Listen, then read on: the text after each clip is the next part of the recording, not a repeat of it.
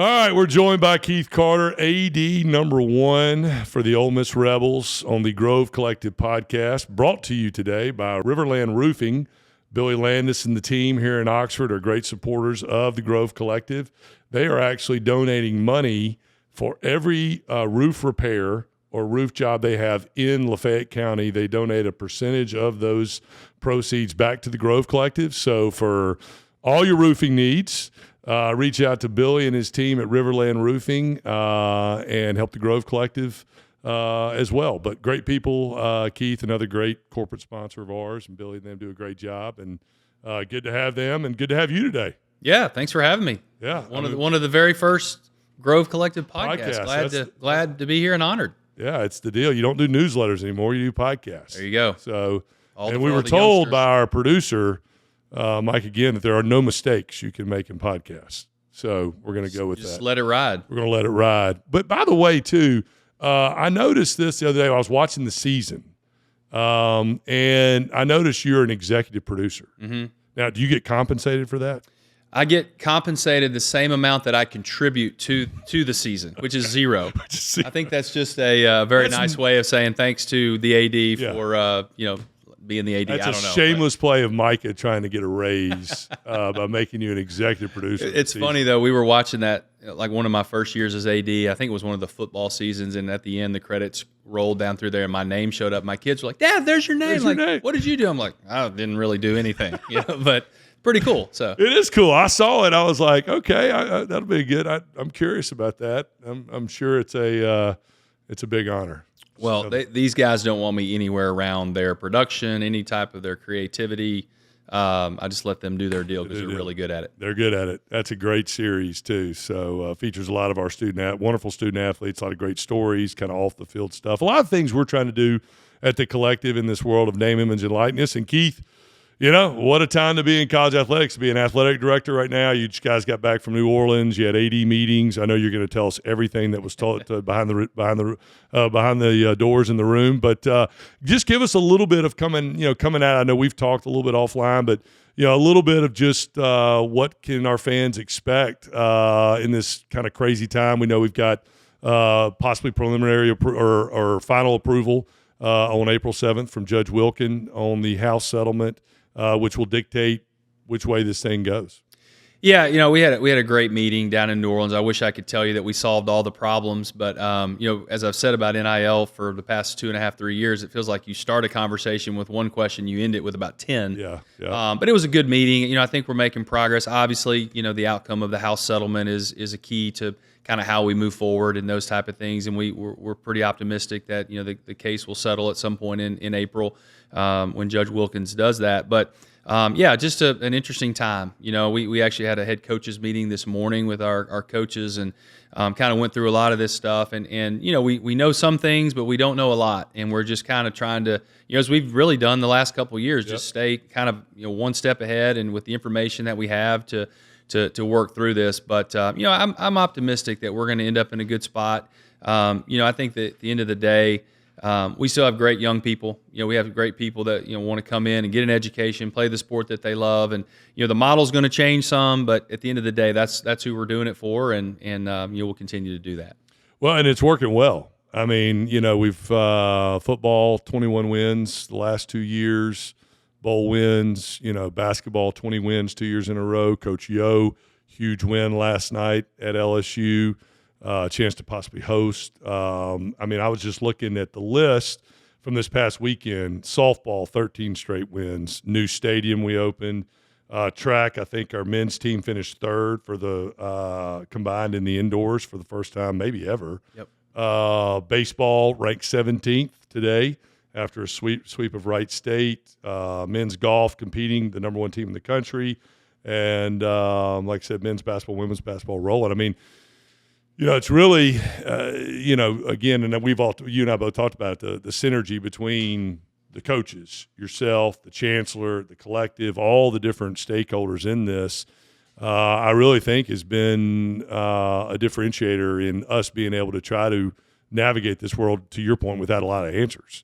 No question. I think you hit it on the head, and I think the synergy and just the collaboration of all the people that you mentioned is what's allowed us to bridge the gap with some of these larger brands, quote unquote larger brands that have bigger budgets and maybe a little more history in some sports or those type of things. And so we've always said, we've got to be more efficient here. We've got to kind of punch above our weight class, and we've always done that. But I think in the NIL world and kind of the new era that we're in now, we've done a great job, across the board. And it starts with our chancellor, who is, very, very supportive of athletics. He understands the value of athletics. He certainly, we all know we're not the most important thing at an institution, but we're the most visible a lot of times. And he believes in that mission, and has been great. Obviously, our head coaches have done a great job. The collective, you and your team have done an awesome job. Our foundation, it's just been a great collaboration. And I think that's what gives me a lot of optimism for the future, is that we've navigated the last 2.5, 3 years in a really good way under uncertain times. And now we still have some uncertainty, but we have the formula to figure that out and the team to figure that out. So we're excited. Yeah. And you've had, you guys have had to look at, how you're running your operation, the positions. Are you set up to manage all the different things that can come your way? If there is rev share, if there isn't rev share, if there's something in between. One of the examples is, my favorite little furball, Matt McLaughlin, with a new job that you brought him over from the foundation. Outside of annoying me every week, what is his primary focus? Just for everybody out there. Well, that was number one on his job description, so I'm glad he's checking that box. He's doing a great job. No, Matt has been really instrumental. Matt's been with us for a long time. He started in the foundation when I was over there and has worked his way up and worked extremely hard to really learn college athletics and become really good at what he does. He's a hard worker. He's creative. He thinks outside the box. And really throughout the NIL time over the past 2 or 3 years in his foundation role, he's kind of been moonlighting as an NIL guy and kind of a liaison with the athletic department. And so we just felt like it made a lot of sense to put him in that role full time. He'll report directly to me and, obviously work with our coaches, work with your team, and just be that person that can be the go-to from an NIL perspective, within our department. Yep. So really excited about that, and look forward to seeing what Matt can do in that space. Maybe it'll keep him off the air a little bit too.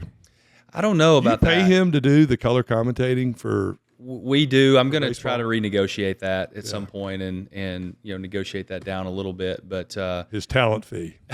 Yeah, he's a very talented guy. When I was at Jacksonville State.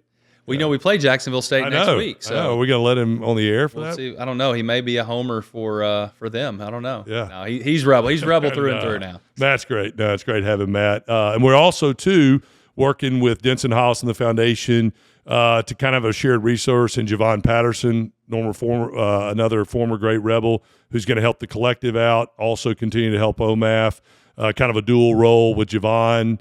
I know we certainly are looking forward to having him over there and helping us with our player management. In this whole world of NIL, the connection with the players is going to have to be vital. And the obligations are going to have to perform, the activations for our corporate partners and those type things.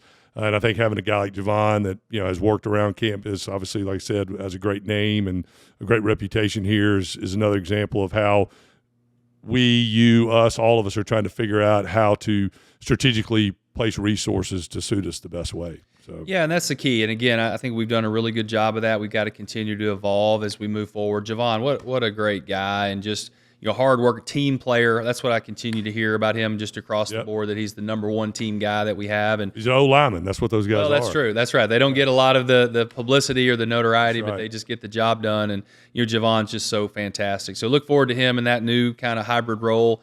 You mentioned Denson and the foundation folks. They're fantastic over there. But it's going to take everybody, and I think we all know that, and we're positioned to do that. Yeah, no doubt. And we're very lucky to have the leadership in place with yourself and the chancellor and again our coaches have kind of bought into all this and supporting the collective. And I tell our members all the time, our Grove Collective members, that their money is very very impactful, number one, but it's being put to great use because of the synergies and the efficiencies that we have. And we're an old line I have from when I was at Under Armour, we're making $1 spend like $3 to combat a lot of those other bigger brands, and I think we're going to continue to do that. So and then, Keith, again, a little more lighthearted approach here. You're a guest on the podcast, so you're going to be subject to the great five questions. Great 5 questions. Which I think about these. Yeah, and I think you got a little bit of a sneak peek, so I'm expecting some really impressive answers from you. So we'll go ahead and start. But before we start that, too, let me just ask you this. March Madness, I know we talked about it before. Is there a psychologist on speed dial when the shot comes up? You know, it's hurtful that you'll bring this up right now because I was going to get another couple of weeks before I had to be subjected to this. I know it hurts me. Yeah, it really does hurt. Yeah. I mean, it's, you know, you would think after, 30 years or whatever it is almost, that there would be enough buzzer beaters to push ours back to where they wouldn't show it so much. But, yeah, it brings back – you replay the game in your head over and over. If we had done this, Exactly. or Ansu makes one more free throw. Exactly. Or, Well, it's one of those deals that, you know, that's why they call it March Madness. Bryce Drew, you know, the worst part about this is Bryce is such a nice guy, you know, and it's like, I wish I didn't like you, you know, but he's just, you know, the Drew family's a good family and all that stuff. So that's March Madness at its best. It is. There's no doubt. I remember I was sitting in Peyton Manning's condo in Knoxville, Tennessee. I was up there for spring break hanging out with him and working out, and I watched that with all those Tennessee people. Of course, it, you know, didn't break their heart. Right. Ruined my trip for sure. But, yeah, those things never, the sting, like I remember games like that, you know, just the sting never goes away. Well, the losses are the ones that never go away. Yeah. The great win. We had some great wins. Y'all had some great, those are great, but the ones you always remember are the tough losses, you know. And we had such a great team. That was a really good team. That's the hardest part is, you know, even the bracket kind of opened up. There were some other upsets, and there was a good chance we could have gone to the Final Four if you get through that game. But again, thanks for bringing it up. I appreciate that. I just know, like I mean, I know we've talked about it before. I just know it. Like my kids are like, Dad, here it's on again, Dad. I'm like, turn the channel. So no doubt. All right, here we go. 5 questions with AD1, Mr. Keith Carter. Favorite? I think I know the answer to this. I think I do. Favorite sports movie? Yeah, this is a no-brainer and topical, actually. Very topical. The passing, rest in peace, of Gene Hackman. But Coach Norman Dale. Coach Norman Dale. Hoosiers, no question, my number one all-time sports movie. I thought about this today because I figured that was going to be your answer. If you could have played a role in that movie, which player would you have been? Well, I mean, people have told me I kind of look like Jimmy Chitwood, so that's kind of the. But you talked way too much smack to be Jimmy Chitwood. Yeah, I probably talked a lot of noise. He was more like Buddy, yeah, who got kicked off the team at the beginning and then came back and then, you know, was the best, you know, guarded the guy and all that stuff. I mean, that's a great team, and you know, maybe like Ollie. I may have been like no. I could have seen you like Ray. Yeah.